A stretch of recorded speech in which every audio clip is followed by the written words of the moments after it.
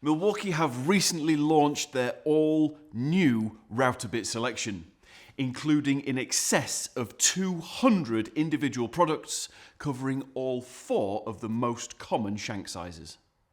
So why would I choose a Milwaukee router bit over the competition? There's a number of reasons, including the fact that the shanks are made from a single piece of steel, and the only welding that happens is to attach the carbide cutting tips to the shank via a triple brazing process for a strong bond.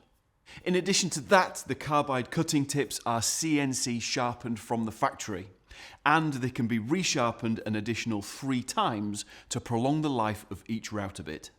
One other feature which I very much like is the red coating. Just to be clear, it's not just there for decoration. It prevents corrosion, reduces heat buildup and friction. There are 2 Milwaukee router bits that I use on every single one of my projects. The bearing guided chamfer bit for adding a bit of edge detail, and the straight cutter for creating grooves to accommodate things like LED strip lighting.